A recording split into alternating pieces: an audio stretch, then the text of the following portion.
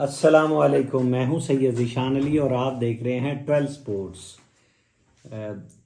क्या कमाल हो गया है कि हेड कोच और सिलेक्शन कमेटी की छुट्टी होनी थी चैंपियंस ट्रॉफी के बाद, जो कि मीडिया और सब जगह के ऊपर आ रहा था, और छुट्टी हो गई कप्तान की। और छुट्टी कप्तानी से तो दूर की बात, T20 स्क्वाड से भी जो है वो डिस्कार्ड कर दिया गया। हमने T20 स्क्वाड जो था वो अपने पिछली रिपोर्ट के अंदर पेश किया था, लेकिन अब जो है वो हम डिस्कस कर लेते हैं कि ये हुआ क्या। मीडिया के ऊपर जो रिपोर्ट चल रही है वो ये चल रही है कि बांग्लादेश, आपको याद होगा कि बांग्लादेश का जो मैच था वो बारिश की वजह से नहीं हुआ था। वहाँ पे प्रैक्टिस सेशन के दौरान जो था वो एक दिन पहले जो खिलाड़ियों से बात करते हुए, क्योंकि खिलाड़ी जो थे वो इंडिया की शिकस्त के बाद बहुत ही अफसरदा थे, तो कप्तान मोहम्मद रिजवान जो थे उन्होंने खिलाड़ियों से गुफ्तगू करते हुए कहा कि आप फिक्र ना करें, आपकी टीम में जगह पक्की है। और ख़बरें ये आ रही हैं कि उन्होंने ये भी कहा कि सिलेक्टर्स और कोच की छुट्टी होगी। अब अल्लाह बेहतर जानता है ये कहा या नहीं कहा, लेकिन मीडिया के अंदर ये रिपोर्ट्स हैं। तो आपने इंडिया की फिल्मों का डायलॉग तो सुना ही होगा कि दो विलन आपस में कहते हैं कि इससे पहले मैं मरूं तू मर जा, यानी अगर तू बाकी रहा तो मैं मरूंगा, तो मेरे मरने से बेहतर है कि तू मर जा। तो वहाँ पर जो था आकिब जावेद और जो सिलेक्शन कमेटी थी, उन्होंने ये खबर जो है वो किसी तरह से मैनेजमेंट तक पहुँचा कर और जो है वो अपनी कुर्सी बचा ली, और रिजवान को जो था वो कुर्बानी का बकरा बन गए। रिजवान को के इसमें कोई दो राय वाली बात नहीं है कि रिजवान की एज ए कैप्टन और एज ए खिलाड़ी जो चैंपियंस ट्रॉफी के अंदर परफॉर्मेंस बहुत पुअर थी, और रिजवान ने बहुत ही डिफेंसिव क्रिकेट खेली। यही रिजवान अगर इतनी बॉलों के ऊपर बराबर स्कोर कर लेते या 10 बॉलों के ऊपर 20 स्कोर कर लेते, जो उन्होंने 45 बॉलें खेल के और आधा स्कोर किया, यही 20 बॉलें खेल के 25 स्कोर कर लेते तो उसे एक दलेर खिलाड़ी कहा जाता, और शायद उसको इतनी तनकीद का सामना ना करना पड़ता। लेकिन रिजवान ने बुजदिलाना क्रिकेट खेली। उसका फ़ायदा जो था वो कोच और सिलेक्शन कमेटी ले गए, और उसकी जो तकरीर थी उसको मैनेजमेंट तक पहुंचाया और उसका सहारा लिया, और रिजवान की छुट्टी हो गई। तो जो चैंपियंस ट्रॉफी के अंदर सबसे बड़ा फ्लॉ था, वो सबसे बड़ा फ्लॉ ये था कि स्पिनर का ना होना और ओपनर स्पेशलिस्ट ना खिलाना, सबसे बड़ी प्रॉब्लम ये थी। गो के जो बाकी प्लेयर्स थे उन्होंने भी अच्छी परफॉर्मेंस नहीं दी, लेकिन जो अभी मैच शुरू होने से पहले प्रॉब्लम, जिसको तकरीबन शायद पहली बार ऐसा हुआ होगा कि जितने क्रिकेटर्स थे, जितने एक्सपर्ट थे, जितने यूट्यूबर्स थे, सबकी ये राय थी, शायद ही कोई एक चैनल या कोई होगा जिसकी राय नहीं हो, कि पाकिस्तान की टीम के अंदर स्पिनर्स और जो है T20 जो ओपनर स्पेशलिस्ट वो होना चाहिए। और बल्कि कुछ क्रिकेटर ने मोहसिन नकवी साहब से कहा, और मोहसिन नकवी ने इन्हें मौका दिया आखिरी वक्त के ऊपर भी, और इन्होंने 1 घंटे का इजलास करके इन्होंने सब ओके की रिपोर्ट दी, और टीम को खमियाजा जो था अपनी नाकिस सिलेक्शन का, वो टीम को खमियाजा भुगतना पड़ा। बहरहाल जो था वो आकिब जावेद और सिलेक्शन कमेटी बच गई हैं, और रिजवान जो है वो बली का बकरा बन गए हैं। और रिजवान की फिर दोबारा से कि रिजवान की परफॉर्मेंस को किसी तरह भी डिफेंड नहीं किया जा सकता, और बिल्कुल अच्छी नहीं थी।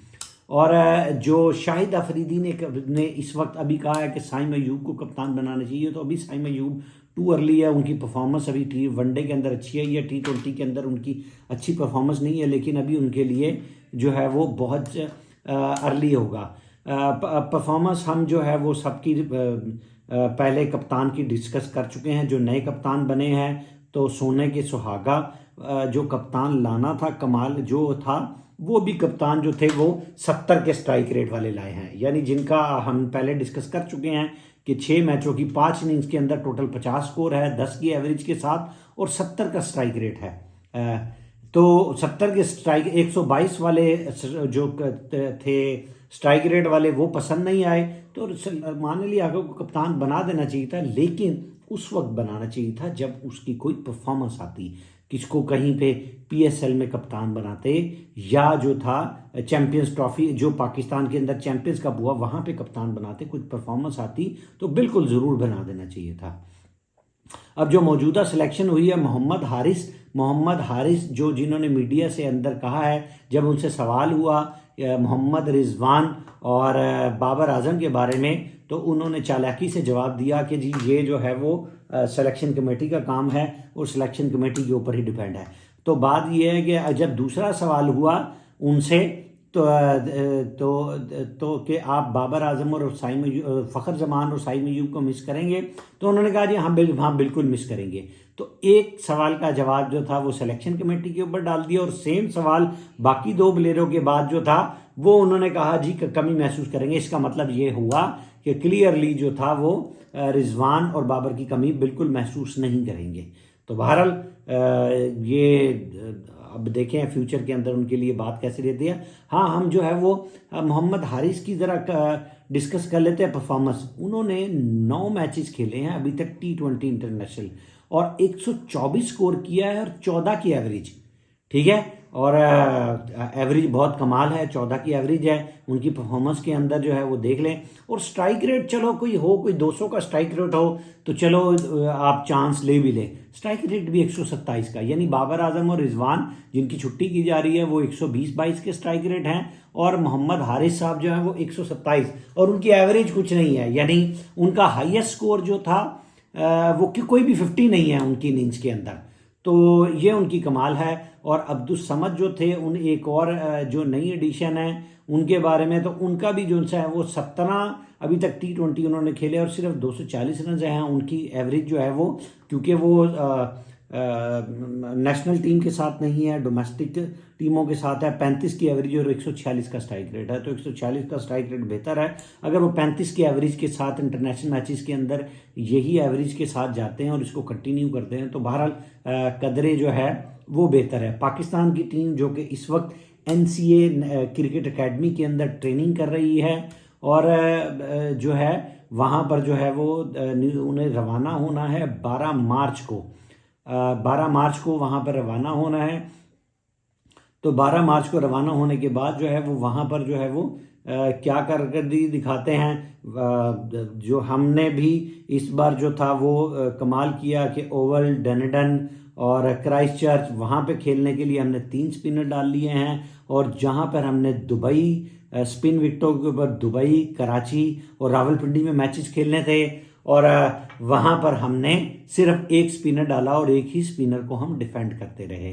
तो वो कहते हैं कि justification of fault doubles it. तो बिल्कुल जो था वो आकिब जावेद ने वही काम किया, जस्टिफिकेशन जो थी वो बार बार देते रहे टीम की और बुरी तरह से हारे। और आकिब जावेद के अंदर ये बड़ी सलाहियत है कि वो अपना ओहदा बरकरार रखने में कामयाब रहते हैं। आपको पता होगा कि लाहौर कलंदर के अंदर वो 6 बार जो थे वो तकरीबन लास्ट या सेकंड लास्ट या आखिरी के ऊपर आते रहे पहले 6 PSL के अंदर, लेकिन वो वहाँ पर अपना जो ओहदा था वो बड़े कमाल के साथ जो था वो बरकरार रखा। तो उन्होंने यहाँ पर भी अपना ओहदा बरकरार रखा है और बरकरार रखने के बाद उनकी अपनी ख्वाहिश है कि मुझे NCA के अंदर भेज दिया जाए, नेशनल क्रिकेट एकेडमी के अंदर। तो देखें अब उन्हें जो है वो इस असाइनमेंट के बाद यहाँ पर जो है वापस भेजा जाता है। खबरें अभी यही हैं कि इस टूर्नामेंट के बाद जो था न्यूजीलैंड के टूर के बाद सकलैन मुश्ताक को जो है वो कोच बना दिया जाएगा और आकिब जावेद को नेशनल क्रिकेट एकेडमी की जो है वो लगाम जो है वो दे दी जाएगी। तो बहरहाल पाकिस्तान के ऊपर बहुत प्रेशर है। न्यूजीलैंड के खिलाफ पाकिस्तान खेलने T20 की सीरीज जा रहा है। पाकिस्तान के अंदर न्यूजीलैंड से आखिरी 4 ODI हार चुका है। तो जिसके अंदर मैं आपको ब्रेकअप बता दूं कि एक पाकिस्तान जो था वो जो यहाँ पर हारा चैंपियंस ट्रॉफी के अंदर, 2 पाकिस्तान न्यूजीलैंड के खिलाफ ट्राई सीरीज के हारा, एक पूल मैच और एक फाइनल मैच। और इससे पहले जो पाकिस्तान और न्यूजीलैंड के खिलाफ जनवरी 2024 में लास्ट सीरीज हुई थी उसके अंदर पाकिस्तान ने न्यूजीलैंड के खिलाफ आखिरी T20 आखिरी 50 ओवर्स का मैच भी हार दिया था। वो पाकिस्तान जीत गया था तकरीबन मैच, लेकिन एंड के ऊपर पाकिस्तान को एज यूजुअल ग्लेन फिलिप्स पड़ गए। तो ग्लेन फिलिप्स पाकिस्तान के लिए एक डरावना ख्वाब हैं जो कि चैंपियंस ट्रॉफी और ट्राई सीरीज में भी रहा और आखिरी ODI में भी रहा। और पाकिस्तान इससे पहले जो पाकिस्तान ने लास्ट दौरा न्यूजीलैंड किया था उसके अंदर भी पाकिस्तान जो था 5 T20 की सीरीज में पहले 4 T20 पाकिस्तान हार गया था।